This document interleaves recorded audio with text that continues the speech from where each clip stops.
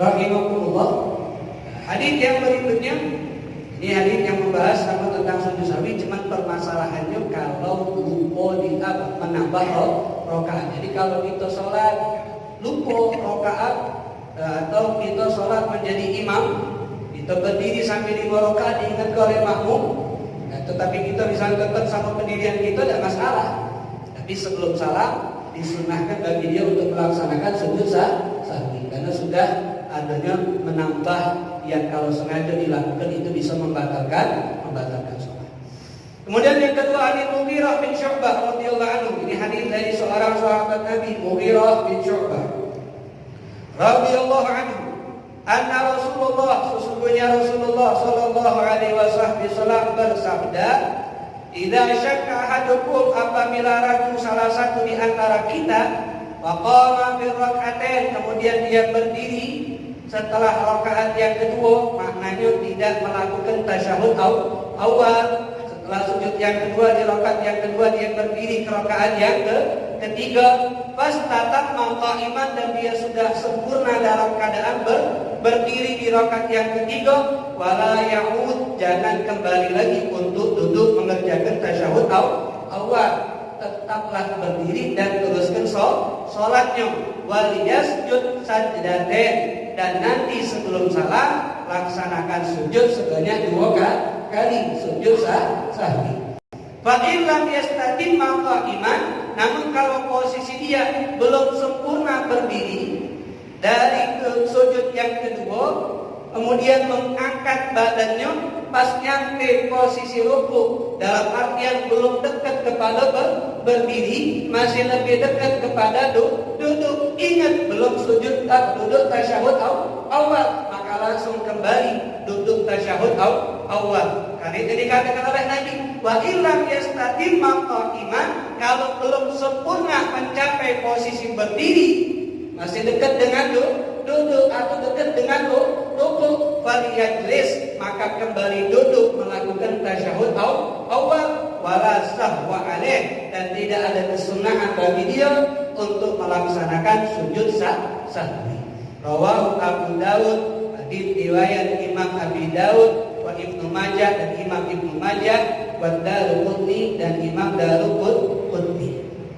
Walabdu lahu, dan lafaz hadis ini yang diriwayatkan oleh Imam Daruqutni bisanadin dhaif, dengan sanad yang lemah. Kenapa lemah sanadnya? Karena kebanyakan hadis ini semua jalan sanadnya itu dari seorang dari Jabir Al-Ju'fi. Jabir Al-Ju'fi ini salah satu yang meriwayatkan hadis ini, yang dia tidak bisa membuat hadis itu mencapai derajat sahih. Hanya dari Imam Daruqutni, tapi selebihnya itu mencapai derajat hadis yang sahih. Ini tentang masalah perawi atau sanad hadis.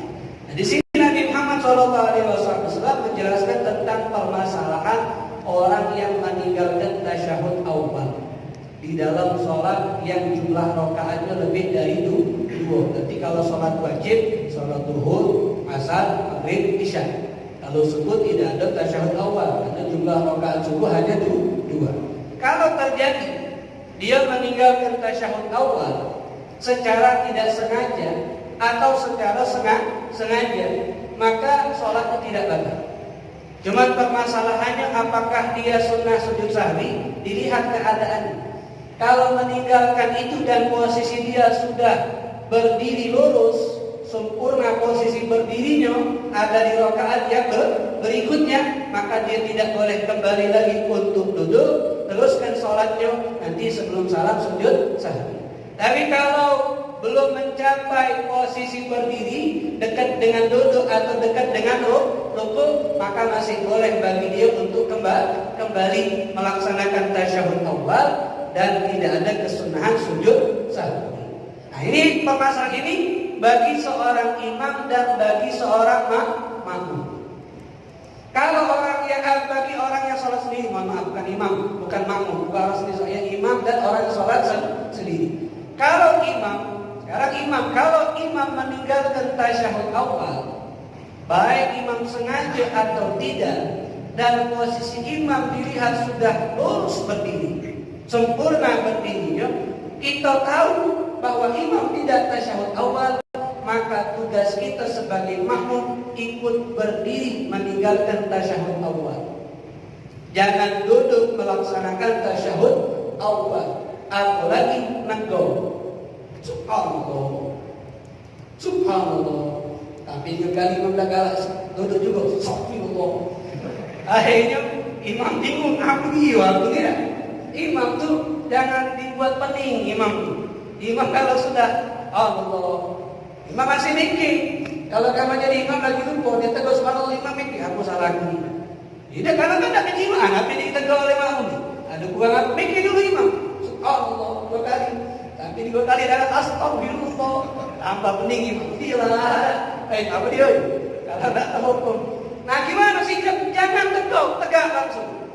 Sebagaimana kita bahas tentang sujud sahwi pertama kali, sahabat melihat Nabi Muhammad meninggalkan tasyahud awal, mereka ikut berdiri. Mereka ikut berdiri dan sebelum salam Nabi melaksanakan sujud sahwi. Kalau kita tegar, kemudian imam kembali lagi duduk, berarti imam sengaja untuk duduk kembali melaksanakan tasyahud awal. Sedangkan kalau kembali hukumnya batal. Berarti salat imam batal. Kita melo isyaku. Melo siapa? Kalau mengikuti orang yang kita tidak ada kaitan makmum dan imam, mengikuti dia, kita sudah selesai baca Fatihah, tapi kita tidak rukuk karena mengikuti dia sampai terlalu lama menunggunya, batal salat kita juga. Itu harus kita ketahui. Jadi kalau imam meninggalkan tasyahud awal, ikut meninggalkan tasyahud awal. Jangan dikasih tahu. Kalau dikasih tahu imam kembali duduk, salat imam jadi batal. Nanti sebelum salam ada ganti yang sujud sahwi. Kemudian kalau orang yang salat dewean, kita yang salat dewean, di rakaat kedua lupa tasyahud awal, kemudian kita ingatnya di saat kita sudah sempurna berdiri, maka jangan kembali. Tapi kalau kita ingatnya sebelum berdiri, maka masih boleh untuk kita kembali. Kemudian yang ketiga, kalau makmum meninggalkan tasyahud awal, imam mengerjakan tasyahud awal, walaupun makmum tersebut dalam keadaan tidak sengaja. Bagaimana contohnya? Oke, posisi dia ada di belakang masjid, imam sama dia jauh jaraknya, sehingga dia mendengar patokan dia, mengetahui gerakan imam itu dengan takbirnya imam. Kalau imam takbir pendek mungkin tahu dari sujud ke duduk. Nah, ini kebenaran imam ini dari sujud ke duduk takbirnya panjangnya. Allahu Akbar. Dari sujud nak tegak, panjang takbirnya. Padahal dari sujud ke duduk itu pendek takbirnya. Karena sesuai dengan jarak perpindahan dari satu gerakan ke gerakan berikutnya. Kalau kenapa? Ya takutnya makmum tuh mikir, tegak imam ini. Allahu Akbar. Akhirnya imam makmum tegak. Pas tegak duduk si imam. Tekora. Maka bagaimana sholatnya makmum tersebut? Batal atau tidak? Tidak batal. Terus bagaimana? Dia menunggu imam tegak atau kembali duduk? Wajib bagi makmum itu kembali duduk. Bagi makmum pengecualian tidak batal sholatnya kembali duduk. Kenapa? Karena dia seorang makmum wajib mengikuti seorang imam.